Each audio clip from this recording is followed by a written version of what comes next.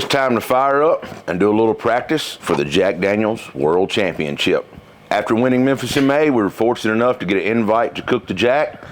So I've at least got to put in some effort, and we're going to do 2 practice cooks just to ensure that we're on point with our flavors and our tenderness. Let's get started.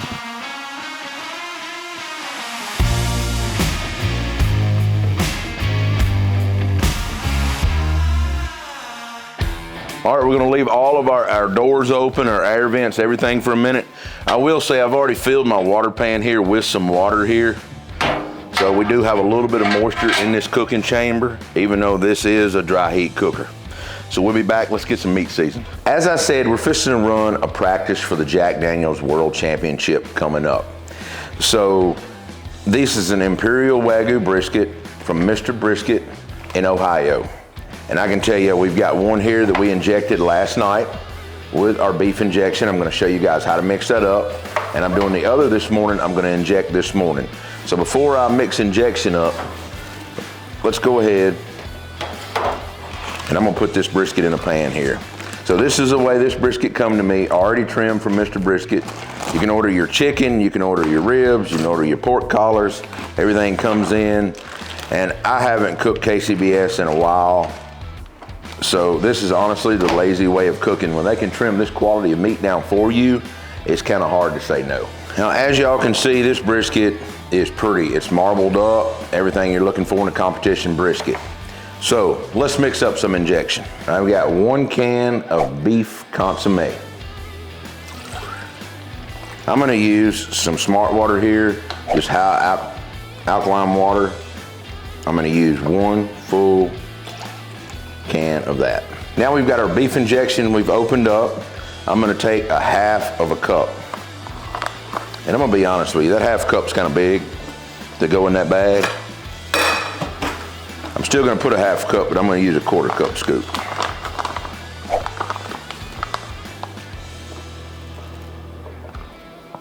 One, 2. Now this has got rendered beef fat in it, it's got onion, it's got garlic, it's got phosphates, and it's got a good savory flavor, and that's what you're looking for in a beef injection. Now we're not gonna be able to put all this 20 ounces in here. Some of this is actually gonna be left for the wrap. All right, now we're just gonna take our brisket, and for me, I always take my hand. You're trying to create like a checkerboard pattern, but you don't want it to kind of, you can see it run down that brisket. And you can see it shoot out of it. So I've always got on an apron and usually holding my kind of hand up, because it will come out of that brisket and shoot everywhere, all over you, the camera person, down the wall, on the ceiling. It does not matter. There's no rules when it comes to injection shooting out of a piece of meat. Now you just want to work this all the way to the end. You see where it wants to come out there. Do one more little bit right here. And I'm gonna call it a day.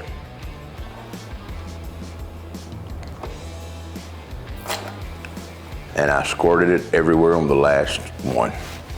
Well, now that you've got that brisket injection, for me, I'm gonna take a little bit of paper towels. All right, and you wanna wipe a little bit of your excess moisture kind of off the top.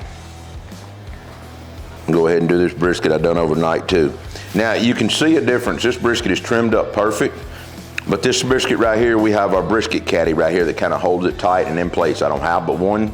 So we're gonna use one in the brisket caddy and one I'm not going to. I know the effects of doing that because I've cooked with them a long time. If you're just cooking in your backyard at home, you don't need the brisket caddy. You don't need it in a contest. It just helps hold that brisket a little bit better shape and form. It's completely up to you if you do use it. It is something I've adapted, so I do use it. All right, I'm gonna get my lid back on this to save it for when I wrap. I'm gonna go check my fire, come back, season my brisket, and get ready to put them on. All right, now for me, I'm going with that classic garlic jalapeno as my base layer. If you've got a favorite AP rub, be sure to use it. Now remember, beef is a big cut of meat, so it can take a little seasoning, if you know what I'm saying. Now as you can notice, I'm not seasoning the sides of this brisket. This is where this is gonna get a little, I'm sure in the comments, people coming at me. But cooking competition barbecue, for me, what I've learned over the years, the style that I cook, when I season the sides of that brisket, it seems like when I'm cutting it, the edges of the meat want to crumble a little bit. and it seems like the salt just gets on those edges right there, and just where you want it to, when you cut, it tears just a little bit. Well, for me, I call myself about a half perfectionist, and I think the rounded edges on this brisket, when you cut it with a knife and you see those rounded edges in the box, it just shows that judge that you had a better cook. You took your time with that brisket. And so that's just one of those little tricks that I do. I don't season the sides. It seems like it's less tears on the meat at the end of it once it's finished, if that makes sense to anyone. Or maybe it's just me talking out of my crazy head about competition barbecue. I don't know. All right, my next layer is gonna be my beef rub. If you've got a favorite beef rub, be sure to use it. We've been using this combination of garlic jalapeno and beef rub for a long time on brisket. We've actually had a 180 at the Jack Daniels before in brisket. So we're gonna try to replicate that one more time. Now that we've got that good salt and pepper blend on there, for me, I'm coming back with a little bit of that competition barbecue rub for a little bit of color. Now, at one time, I used to use my pecan rub is what I would come back with, a light coat. I've since swapped over to my competition rub. It does have a little bit of pecan flavoring in it. Well, I think these are perfectly seasoned the way I would like them for a contest. I'm gonna get outside, check my pit, see if it's up to temp yet, and get ready to put these on. You can see our pit is running about 375. I just clocked back the damper down on the bottom, cut the damper halfway off up top. Well, not halfway, just about a quarter way I had it. Let's get in here. We're running some good, clean smoke. Now, I'm gonna pull this microwave shelf out right here, and let's get this brisket on right here in this brisket caddy. Let's see what we can do with it. Woo, that's like a steak. You hear that sizzle? Woo! Now, let's get this one on.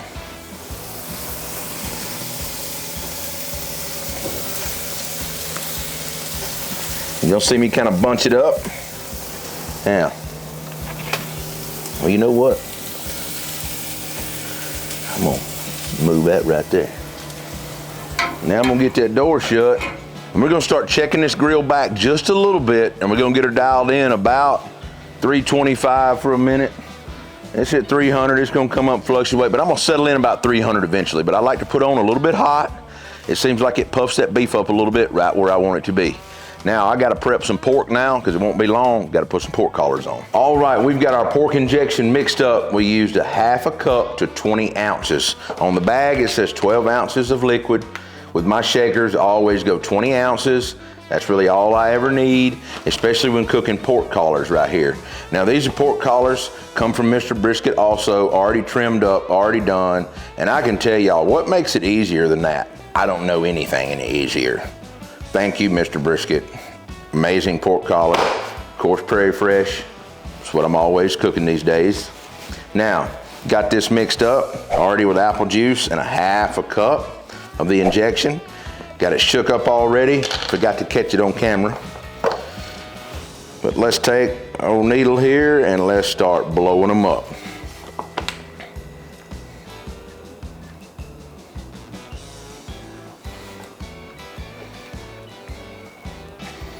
Now, you're mainly gonna use the money muscle, but there are some tubes kind of right behind this money muscle that's very useful, and some of this bacon underneath here.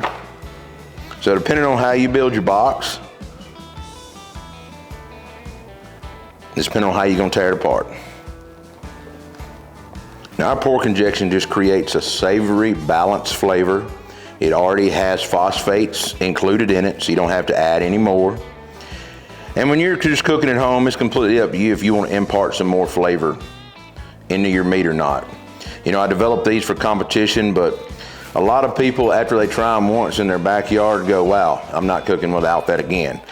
If the rub puts this much flavor in it, the injection just really helps retain its moisture and creates a more savory flavor in your mouth. Now, you can see mixing up 20 ounces is plenty for these 4 pork collars.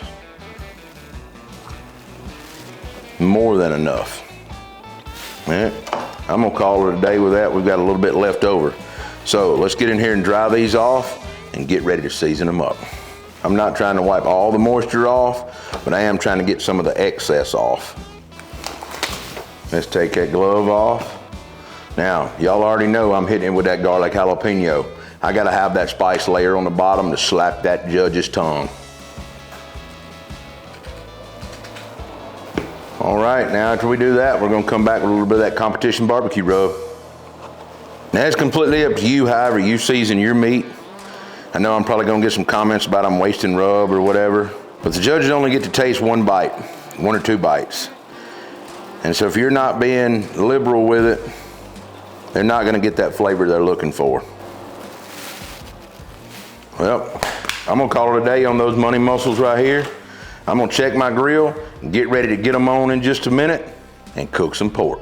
All right, our brisket's been on about 45 minutes. I'm gonna get these pork collars on now. Let's get them on and get them positioned. All right, now we just get our grill lid shut, let it keep going, and let's check our brisket out. Oh yeah, look at that. Yep, doing everything we need it to do, and we'll spin it around there. Let it keep eating. We'll be back. All right, we're 1 hour in of our briskets cooking. So let's get in here and take a look at them. All right. Y'all see that nice, good brisket? I'm gonna use some of this liquid gold right here.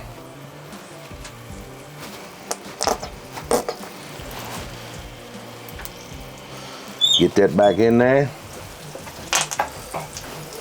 All right, we're just gonna get our grill lid shut. That's gonna keep it moist, put a little bit of buttery, velvety feel on that. It's just something most barbecue guys do. The old terrible blue stuff in a bottle. We're gonna keep rolling. All right, I'm gonna get in here. It's been about 2 hours since we put our brisket on that microwave shelf. We rotated it around a few times. You can see it's got great color on it. I'm gonna move that off of there. I'm gonna go down here on it. Now, one thing I'm gonna do, I'm gonna get some more butter and put some more parquet in here.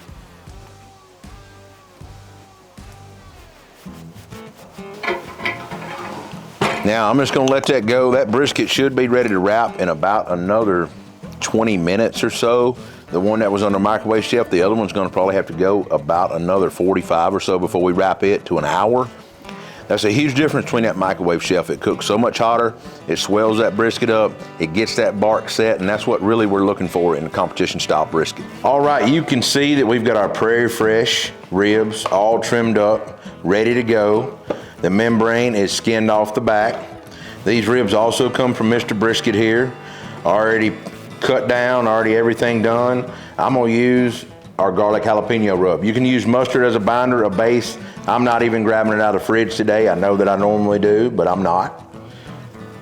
Get a good layer of this garlic jalapeno down, and then we're gonna come back with that comp rub. Let it sweat in.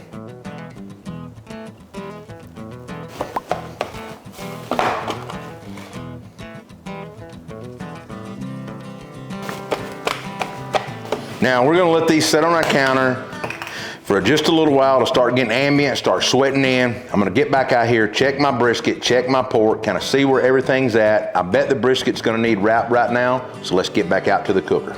All right, it's time to wrap our briskets. They've been on about 2.5 hours. And as you can see, I'm gonna lift this out of here. Look at that brisket. That is a perfectly good brisket, swelled up the way it needs to be. All right, now that we've got that done,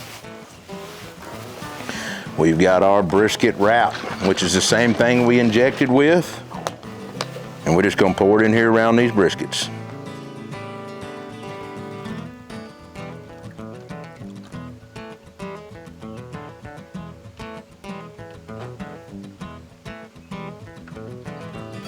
Now, once we get that done, I've got a shelf alarm set to 206 degrees.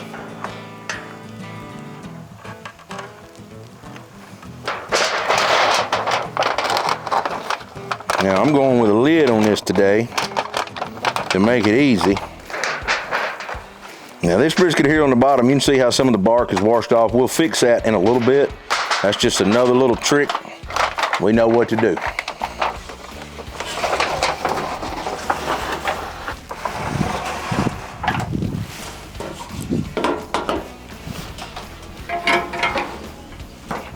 Yeah, that's just as simple and easy as you please. We've got them both wrapped. One setting at almost 164 and one setting at around 155.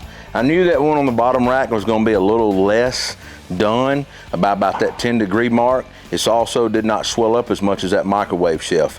I'm kind of running these side by side.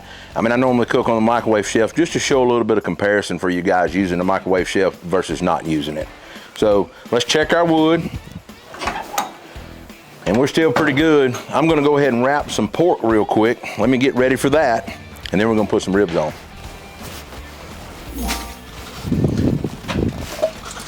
Here, you want pork? Now we've got a mixture right here of butter bath, a little bit of brown sugar honey habanero, a little bit of maple brown sugar honey habanero, and a little bit of tangy vinegar barbecue sauce. That looks like a deep caramel.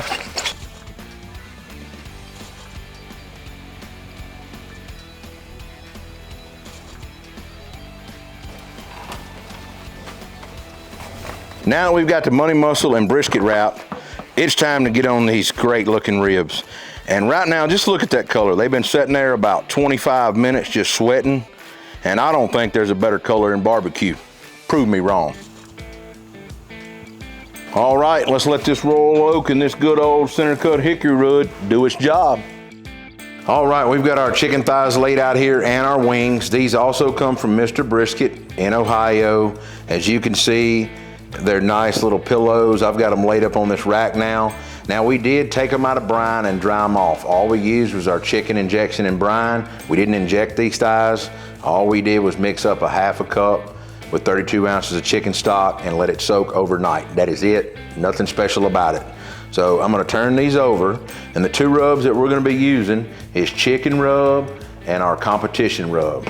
So I'm gonna start off with a layer of our chicken rub and just get on a light layer on that bottom side. And you know, you can choose to take the skin off your thighs and season under the skin if you want to. That's completely up to you. I feel like with brining myself, I don't do that. I season the outside because once you sauce and everything like that, that's where your flavor's coming from anyway. I want them to taste the chicken on the inside. All right, now once we get that done, let's come back with a little bit of that competition rub. All right, now let's get some hands dirty and turn these things over. Now, once you kind of get them turned over like this, I'm gonna go ahead and swap pans. All right, our good buddy Ryan with Only Cans come up with these file forms right here. They're really neat how they go together and all that, and they'll hold 8 chicken thighs in a half pan. You put your butter around the edges, it's hole drilled. He sent them to us. I've used all kind of devices when it comes to doing chicken. So for me, I'm gonna take this thigh up now that I've done that and kind of just set it off in here, just like that. Now, when you create that little pillow right there, you gotta take a butter knife usually and kind of make sure the edges tuck off in there all the way, right? Once you roll that skin around, how that one did. So with me trying to roll this thigh up like this, okay? You always wanna try to roll it over with the skins like that, and when you put it in, you can have one side to fix. Now, if you're worried about any of the excess skin on here, what don't render, for me, I always took a knife afterwards and kind of trimmed it, spot trimmed it around after it's cooked before I build the box and sauce them. We'll show y'all some of that too. So for me right now, I'm gonna kind of go around that thigh, down the sides of it with that butter knife. It kind of ensures that any of that skin that didn't kind of roll, that's what I'm doing, pressing it down. And you can kind of shape these thighs a little bit too. Now that we've got that done, let me take this other glove off. I don't want to contaminate nothing. Now, I've got my chicken rub here. Well, that's competition rub. I got my chicken rub here as my first layer. Let's go on with that. Now, once you get them kind of evenly seasoned with that chicken rub, you can kind of see there kind of where I'm at here on that. Not too heavy, not too light. Now let's go with this good competition rub. That right there looks like perfectly panned up competition chicken. There's only one thing really left to do, and that's get some butter around the edges. So underneath all these right here, little holes and little cutouts. So we're gonna run butter all around the edges, and as it melts, it'll go down there and this chicken will just set in a nice, good butter. Y'all already know we're using that old blue squeeze top.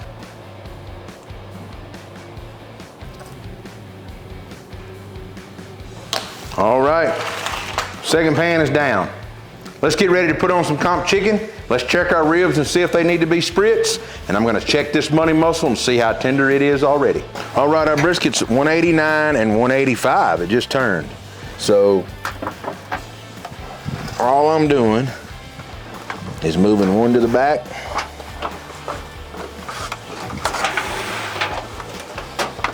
And putting one up front. Now while I'm in here,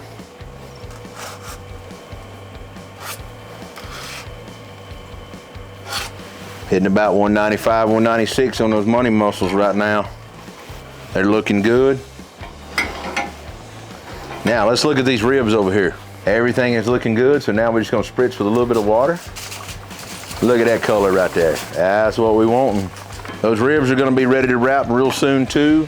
Our money muscles probably like about another 8 to 10 degrees, and these briskets like about 25 is where they're at. So we're just gonna sit here, watch our monitors, keep checking. We'll be back. Dead on the money, 203, 204 on money muscle. We wanna wait till about 206 to pull those, and we're finna go ahead and wrap these ribs now. Now, look at this rib right here. That's the perfect color, the bark set, not too dark, anything. First layer, Mitchell put down a little bit of honey chipotle rub. We're gonna go back with a little bit more. And then we're coming back. He got us a half cup here, so we had to kind of eyeball it. Get 3/4 of a cup on that rib. And seal it up.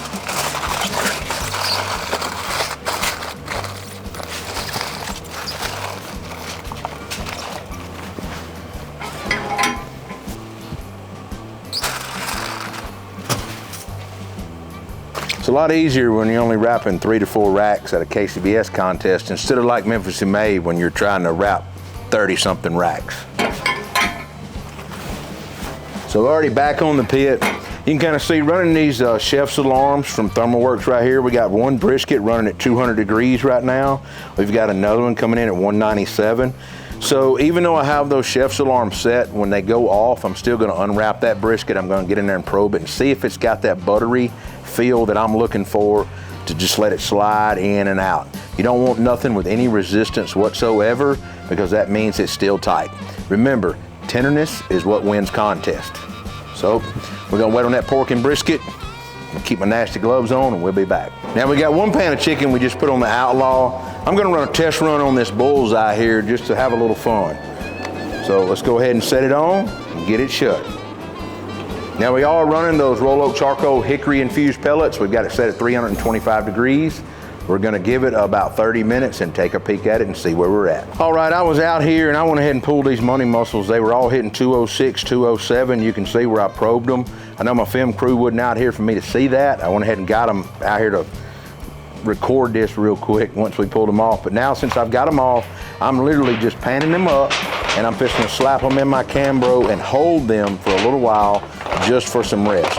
So let's get them in here to our Cambro, get them to holding. We got one brisket at 203, the other one's at 200.3. Our ribs are wrapped, and of course we've got one pan of chicken on right here. So let's let this cooker do its thing. Let's get this in the Cambro. We'll be back for a little more. Now, as you can see, I just went ahead and slapped my wings down here on the Recteq Bullseye. I'm just trying something a little bit different. We've run chicken before on the stick burner several times on the Outlaw. Just changing it up and playing a little bit, honestly. Even though this is a practice cook, I still like to play. I have my traditions I stick to on the real contest day. But just, I always love mastering different cookers and seeing what I can do on anything. And to me, that's what a true pit master is. A lot of people have 1 or 2 cookers and that's it, and there's nothing wrong with that. But a lot of these guys in cooking contests can only cook on 1 cooker is what you find out. And some of them are only good at a handful of meats.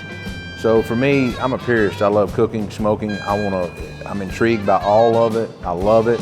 Another thing I hadn't done in a long time was a lot of live fire, and we need to do some of that soon. So I always love growing my skills in any way possible, and that's what I encourage everyone to do. All right, we've had our alarm set at 206. This one's hitting 208 because we cut it off. This brisket just hit 206. So I'm gonna get in here now and let's kind of pull. Oh yeah, that brisket looks good. All right, and for me, guys, I can tell y'all, it's not tender enough. I think it needs, this brisket's going to go on 210, 212. That ain't butter to me. That is not butter. And so I'm gonna check this one. Nope, same way, not there. I can tell by going in there one time, it's not what I want. I'm gonna run this on up to about 212 on this brisket that was 208. And we're gonna do the same thing on the other one. We're gonna let them go on up 210, 212, see where they're at and feel if they're like butter then. So we'll be back. Might take 20 minutes or so, 25, we'll see. All right, let's check some ribs. Now they've been on a little over an hour and I'm looking for some bone pullback, but we're not there where I wanna be yet. See, these bones hadn't popped through yet. Nope, that one, no bones popped through. Nope, not there yet. Now, we've still got briskets. We've got one at 209. Well, we got both of them at 209.3. Wow, that's pretty crazy. Both of them have hit the same temp. We're gonna let them go on to that 210, 212 mark. 212 actually. And I'll be back to check them for probe tenderness. Those ribs are probably gonna need about another 15, 20-ish minutes if I had to guess, maybe even 25. They're close, but no cigar. All right, as you can see, we're spritzing our chicken here. Now, I think these chicken thighs are honestly formed enough. Now, once those are set like that, that's a pretty chicken thigh. I'm gonna come in here and get that lid over it, just like that. Now, I've got one pan of parquet right here.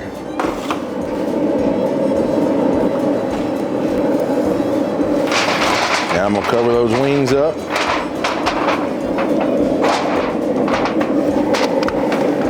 Now what I'm gonna do, I'm gonna stack them in there just like that, and then I'm gonna rotate them about every 15 minutes to ensure.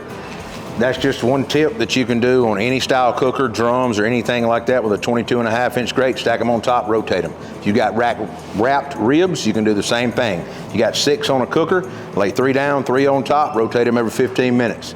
Believe it or not, they'll finish out pretty even. All right, we're hitting 212 on our briskets. Oh, look at that, I have no resistance. That's like butter now. Falls in there like butter. So I'm gonna take this probe out. Take this probe out, and let's probe this one. This is an ugly brisket here, but it's tender. It's tender right where it ought to be. All right, we gotta get these in the Cambro. Let's get them over here. All right, briskets are in, pork is in. Our ribs are almost done, close, but not yet. And our chicken is on the grill, so we don't like much from finishing this comp up. We're gonna hold a little bit and do just like a contest. We're gonna mimic those turn-in times of those boxes. We'll be back. I did just take a peek at one of these. Whew. Get that grill lid shut. Let's come over here and we can open that up. All right, now this rib here has not pulled back all the way. That was in the very back, but look at that. When you go to do it, let's pick that up. Now remember that push-pull test? You see that? When that bone wants to pull through there, see, that rib's done. We don't want to go no further with that rib. That's perfect to me. Now, most of the time, you're gonna have a little bit more pullback like this, right? And that's fine on your bigger bones because the majority of the time your ribs is gonna come right here. Now, this rib may just got a little bit overcooked, but that'll seal back up and it'll be perfect. Now, I didn't even temp these at the end. I do that push-pull test. Oh yeah, look at that rib there. So let's pick this bone up. You see that bone right there wanting to come through there when I pick that up? That tells me that rib is perfectly cooked. I don't want to do nothing else to these ribs. Get them in a Cambro and let them rest. We're waiting on our chicken to finish out, which shouldn't take long. Y'all come on over and take a peek at this. Look at that. Little pillows of goodness. And we're close, but we're not there yet. Not where we want to be. All right, I'm gonna get the grill lid shut, let that chicken keep going. With it being almost 190, we need to go to a little over 200. 203 is what I'm kind of shooting for, 202. And I'm gonna say that chicken thigh is gonna need about another 25 minutes, 20 minutes, somewhere up in that range. So we'll be back to check it. This chicken is done. We are hitting 207, 208 in this chicken. Look at that. Pillowy goodness. Let's leave it alone. I'm gonna run that out of there. Now let's look at these good old wings. Them wings is done too. Now we're gonna get this chicken in the Cambro. I'm gonna let everything rest, and then we're gonna get in the role of building boxes. I'm gonna have to add up my time to be sure that I'm on my right time scale. I'm gonna have to wait about another 45 minutes to start, but we're gonna be close on the same KCBS timeline as what I'm trying to mimic today. All right, this chicken has to be done by now. Oh yeah. Yeah, I'd say we're there now. We hitting 205, 206.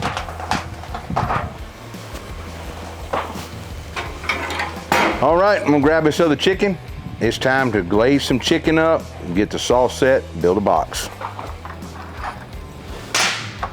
That is a perfect way to cook chicken with those foul forms.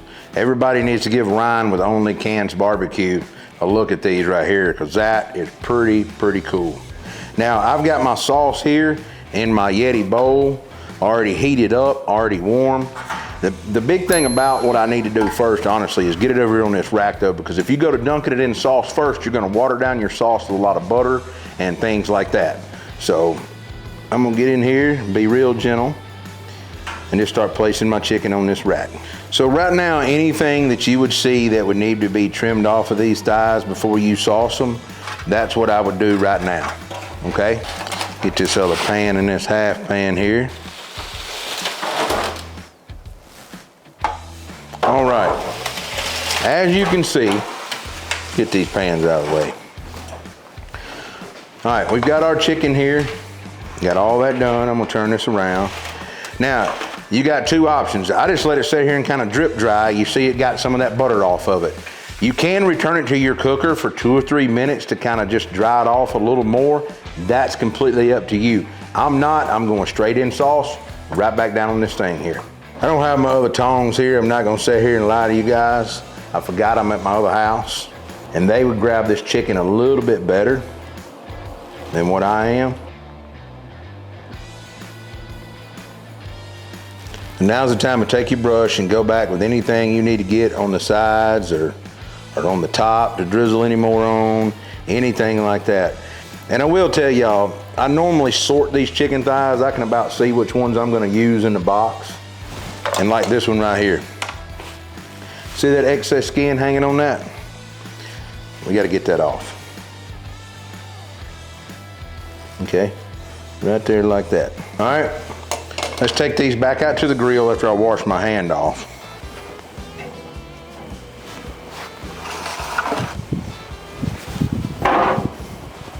Now,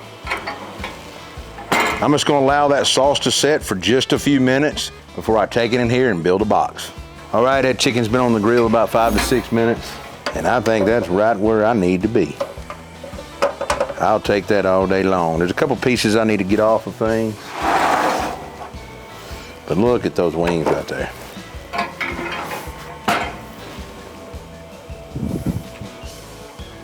Well, as Big Jake would say, that's where it's at. All right, as you can see, we've got our parsley box built, and we've just got some wet napkins right around it. That's all that we're doing, nothing else. Now, with these around here like this, it makes it real easy just to pull out and you're not got sauce everywhere or touching the corners of the box or anything like that. Makes it really simple, really easy. So I do have a pair of tongs at home that makes it easier for me to grab on the sides of this chicken. So at a contest, I will be kind of doing it like I was dunking. But you know, being here, I'm gonna have to use gloves. I don't have that tool with me. It's just a special kind of tong. So I will say, if you pan over here with the camera, I've kind of sorted these 6 thighs. They look like they're the most even sauced and things like that I can pick out of everything else. So these are the 6 that I'm gonna run with right here. And that's the thing about it. You have to pick through your chicken to kind of realize which pieces you want, get the most uniform pieces, things like that. So let's go ahead and start boxing this up. Now, the big thing about the jack, you have to turn in white and dark meat.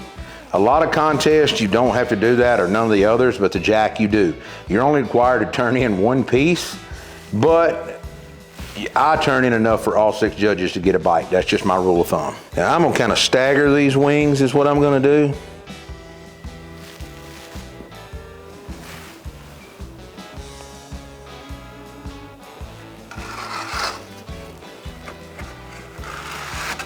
Now you see that, you pull it all off. Now I'm gonna take the glove that I got on right here. So, you to see, I take some tongs here, a little bit of tweezers, surgical tools, and you can kind of position those to where you need them to be, kind of turn them. You can get that to sink down a little bit. Looking from behind here. Now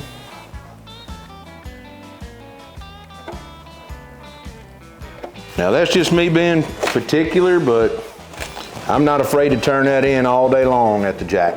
So there's a good practice run of chicken right there. And there's really only one thing left to do. Then let's get a piece of this and let's try a bite.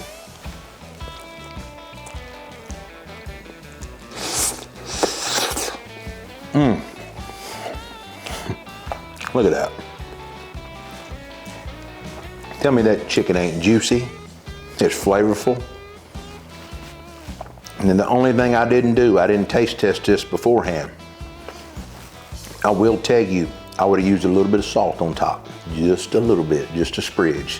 One of those little cheap picnic shakers goes a long way to cashing that check at the end. Let's roll in the ribs right now, but that chicken, let's call it a day. I know the judges would like it if we were turning it in.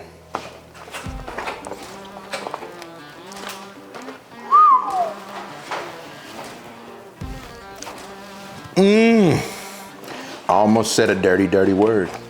Look at that ribbo. Damn it, that's hot. Damn it. Wish y'all could smell these though.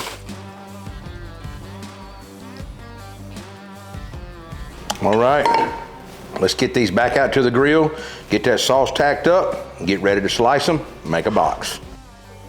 Woo, look at that.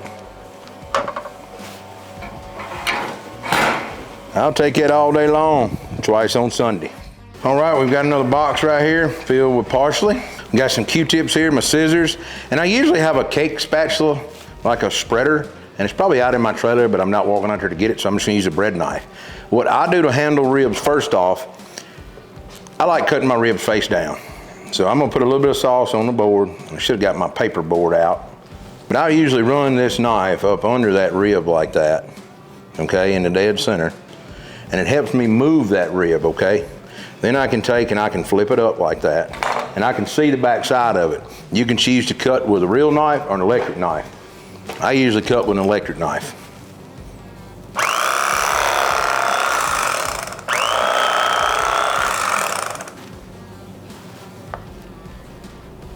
Now, usually I do this right here. I bring my rib around, I take my brush and I do that on both sides. Okay, you usually got enough sauce on the cutting board.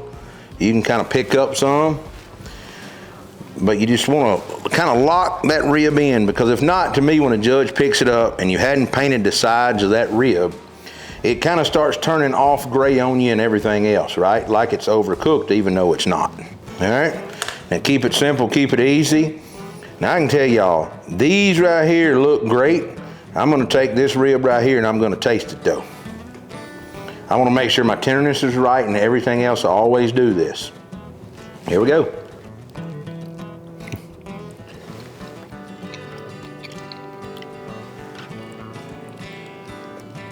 Look at that. Woo! I was just telling one of my buddies, if nothing else, I know how to cook a rib. If nothing else, all else fails. I ain't gonna say it's gonna get a call. They gonna know we was there.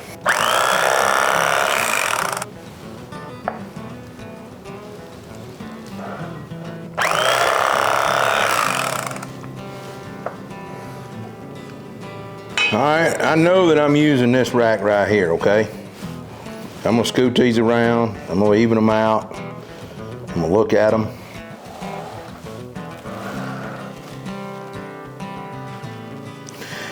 All right, I think I'm gonna use this row right here if everything stands up right. All right, so what I'm gonna do is I'm gonna put this row in first, push it all the way to the back of the box, then lay this in here because the bottom of it looks better where it's gonna look even. So you're not gonna see the uneven bones kind of running a little long on the bottom side. Let me show you what I'm talking about. And first off, you wanna take these ribs right here. All right. I'm gonna go over here and kind of center them in my box. Now, let's kind of fix that rib. Right there, mash that down.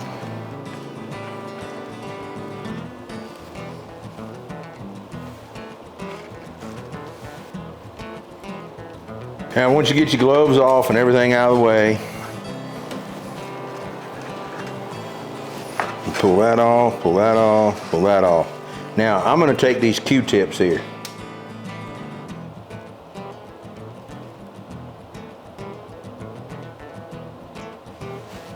And I'm gonna wipe some bones off. I always think those bones being clean gives it a little better presentation. Check the sides of my ribs on the ends. Make sure the sauce is not pooling or nothing like that. And I could probably get a little more precise with this, but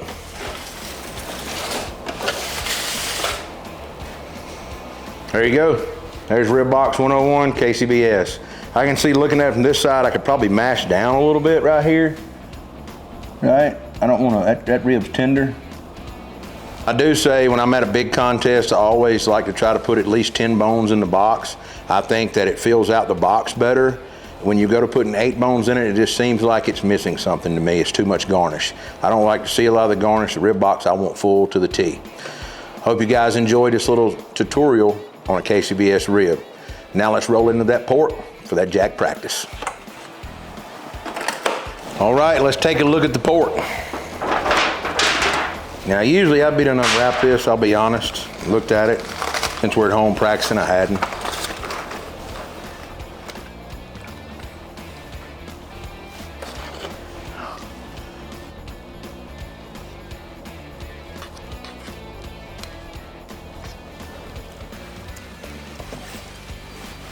All right. All right, for me, what I do, once I cut that money muscle, I usually take it and try to round the corners a little bit.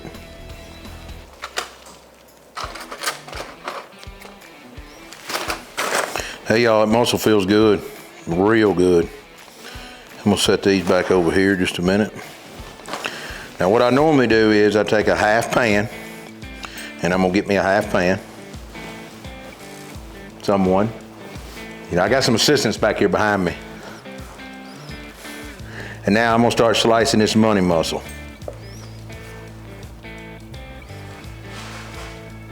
Yeah, that end crumbled a little bit, but whew, that is some good pieces of money muscle right there. I mean, excellent pieces.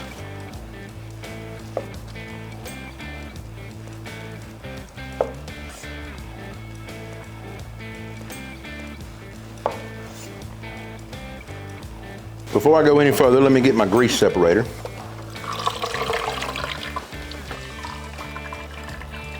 So I take this right here and make a dip out of it. I'm gonna add a little bit of sauce to it, and that's gonna be what I'm gonna finish this with. But we're gonna put a little bit of sauce in there.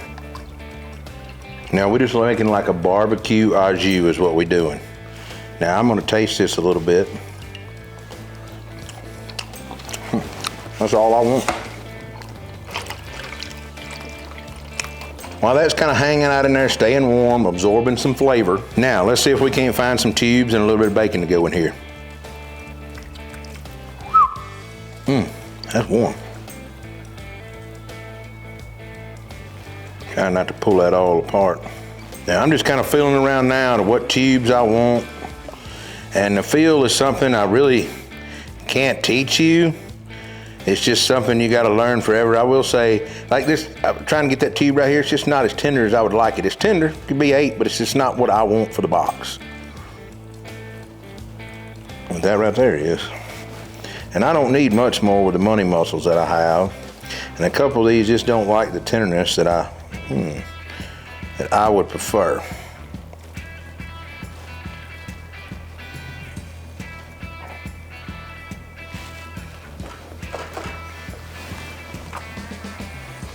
All right, now is about the time I clean my board off.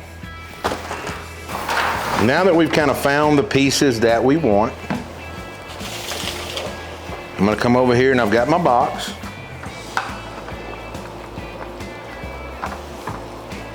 Now, see, I got all these pieces laid out here. I'm gonna take a little bit of sauce. And I usually warm my sauce in a sous vide where it's piping hot.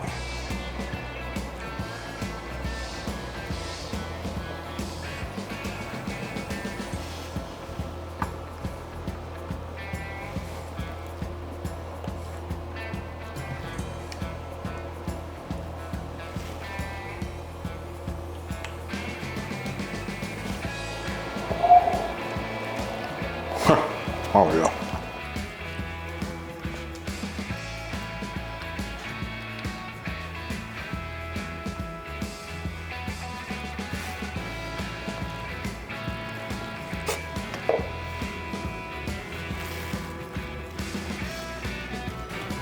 Sorry I'm not as talkative building these boxes as I normally am, but I like to put all my focus into this.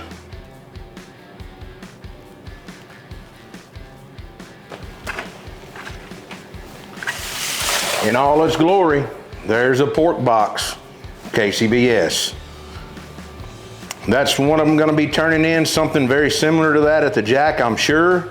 May put a few more chunks of money muscle in, as far as just breaking them up goes, with some of those tubes, but I will be running a box similar to that. So pork is one of those categories though, by the time judges get to it, it's the third thing judged. They're semi getting full depending on how much they ate. And it's one of those categories, you could be 50th, you could be first, you could be 99th. Who knows? It's a crap roll, right?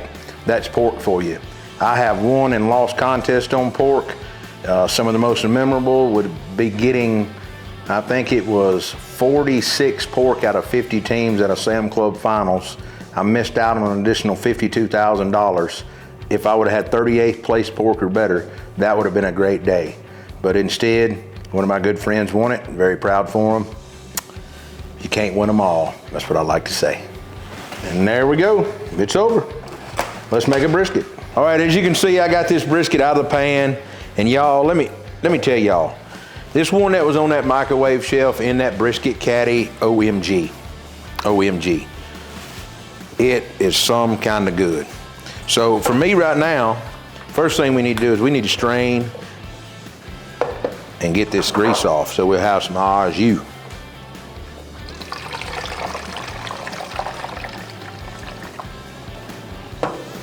All right, now,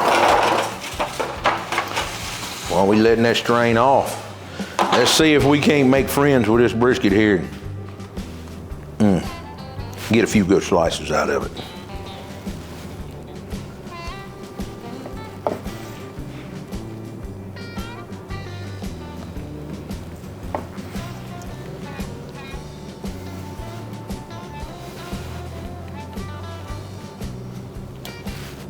Now I usually slice with an electric knife. I've not sliced with a brisket slicer in I don't know how long.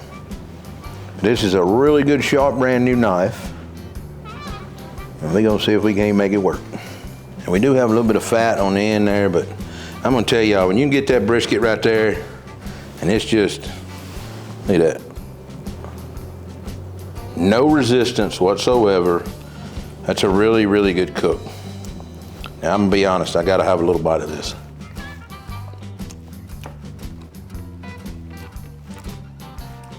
Damn it, boy.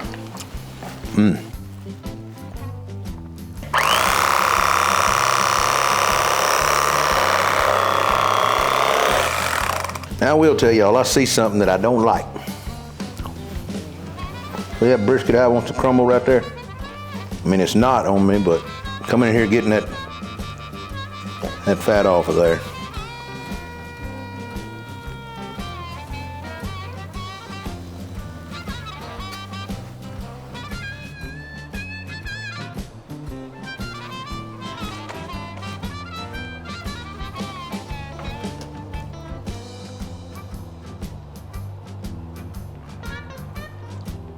We got a lot of fat on that end and that brisket starts thinning out, so I really believe these are gonna be my money slices out of this brisket. Now, I always take and kind of paint over the top here like this. And then one thing that I really like to do, just on the end, I take a little bowl and I'm gonna get some of this out of here.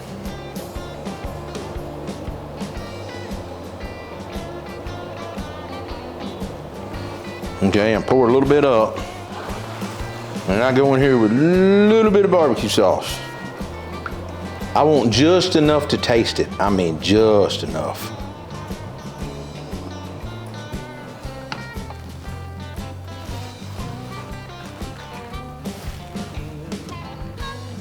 Now, once you get all that done, you take a little bit of this, and I'm gonna come back just like this.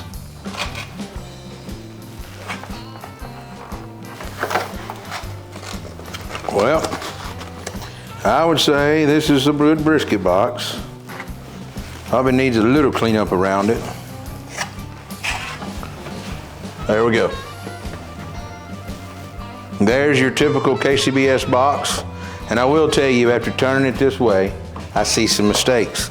The brisket's kind of running this way. I've got a piece sticking up right here. So there's always work to be done, okay?